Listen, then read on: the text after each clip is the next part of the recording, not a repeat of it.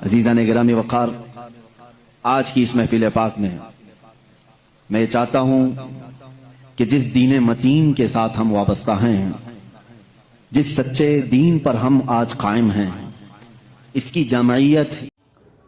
السلام علیکم ورحمۃ اللہ وبرکاتہ۔ امید ہے آپ سب خیرت سے ہوں گے۔ میں بھی الحمدللہ اللہ کا لاکھ لاکھ شکر احسان خیرت سے ہوں۔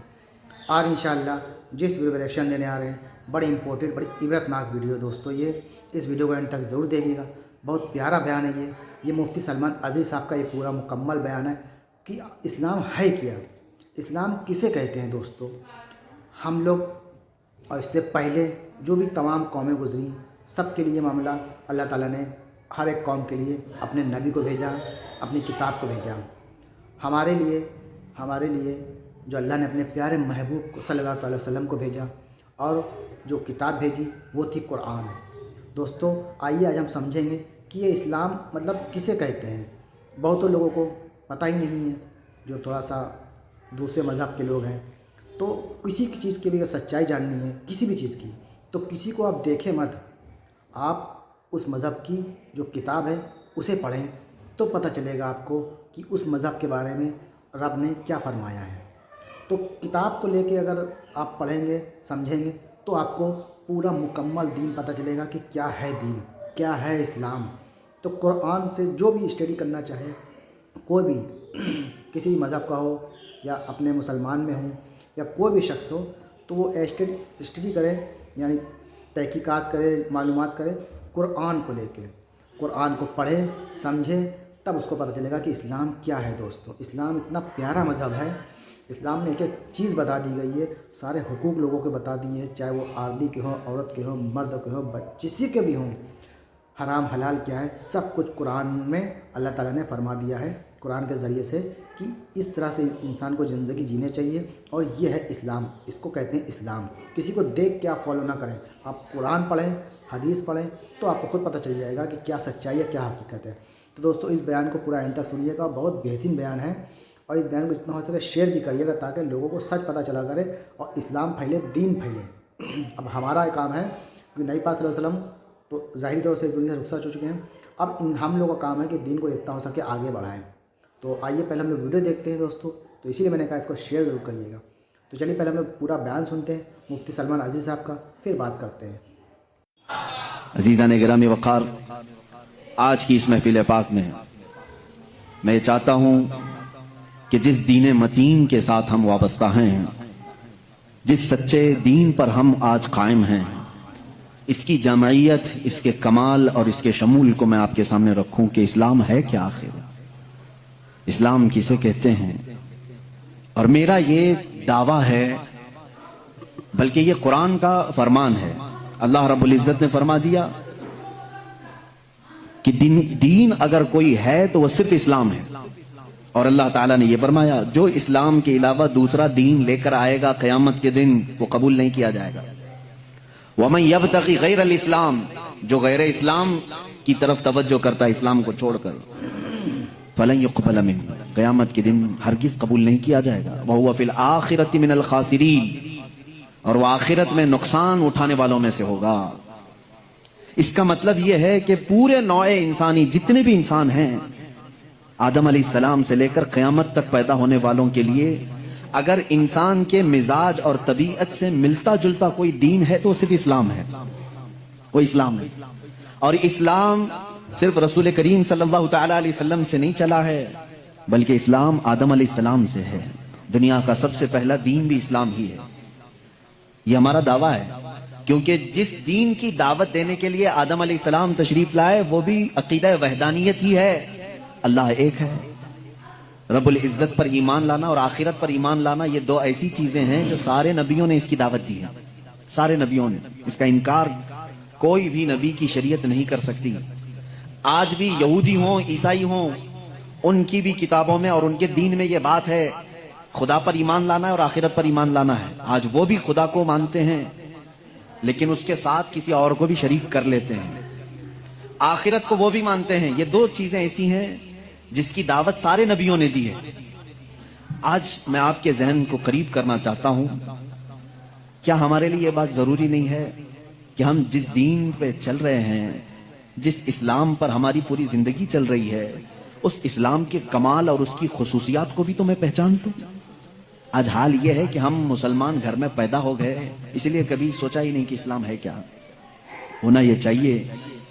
میں سمجھتا ہوں کہ کئی ایسے نان مسلم ہیں جو یورپین کنٹریز میں ہوں یا امریکہ افریقہ وغیرہ کے، جو تحقیق کرنے والے لوگ ہیں، وہ مسلمان بچوں سے زیادہ انہوں نے اسلام کو پڑھا ہے، کیونکہ وہ مسلمان تھے نہیں، انہوں نے اسلام کو بہت باریکی سے پڑھا اور تب جا کر کے وہ اسلام قبول بھی کیا اور ان کو اسلام کی اہمیت کا اندازہ بھی ہے۔ آج میں یہ باتیں آپ کے سامنے اس لیے کرنا چاہتا ہوں کہ ہمارا کوئی بھی بچہ یہ نہ سمجھے کہ کوئی ہلکا پھلکا دین ہے جو محلے سے چلا ہے۔ اگر یہ ہلکا پھلکا دین ہوتا تو 14 صدیوں تک چل بھی نہیں سکتا۔ بہت ساری جماعتیں آئیں، بہت ساری سوسائٹیاں آئیں، لیکن ان کا زمانے کے ساتھ وجود ختم ہو گیا۔ تنظیمیں، تحریکیں، کمیٹیاں، یہ سب وجود میں آتی رہتی ہیں، اور کئی دین بھی آئے، بہت سارے دین بھی آئے، لیکن وہ ان کے شخصیات کے ساتھ ختم ہو گئیں۔ اسی لیے ہم یہ کہتے ہیں کہ رسول کریم صلی اللہ تعالی علیہ وسلم کی وفات کے بعد دین اسلام ختم نہیں ہوا، بلکہ یہ بڑھتا ہی رہا، اس لیے کہ اللہ تعالیٰ نے اس دین کو انسانوں کی طبیعت کے بالکل عین مطابق بنایا ہے۔ اس کو ایکسپٹ کرنے میں کوئی بھی اشکال نہیں ہے، کوئی یہ نہیں کہہ سکتا کہ اس میں ایسی چیز ہے، اتنی ہارڈ ہے کہ میں کر نہیں پاؤں گا۔ جیسے میں اس کی کچھ خصوصیات آپ کو بتاؤں گا۔ اسلام دین فطرت ہے۔ دین فطرت کسے کہتے ہیں جانتے ہیں آپ؟ جو ہمارے فطرت کے مطابق ہو۔ فطرت کیا ہے؟ مثال کے طور پر انسان کی فطرت ہے کھانا کھانا، آپ کھانا کھاتے ہیں، سب لوگ کھاتے ہیں، بھوک لگتی ہے انسان کو، اور وہ بھوک لگنے پر کیا کرے گا؟ کھانا کھائے گا۔ نیند لگتی ہے، یہ انسان کی فطرت ہے، سوتا ہے، ہنستا ہے، روتا ہے، یہ انسان کی فطرت ہے۔ یہ تمام چیزیں ایسی ہیں جو اس کی پیدائشی ہیں۔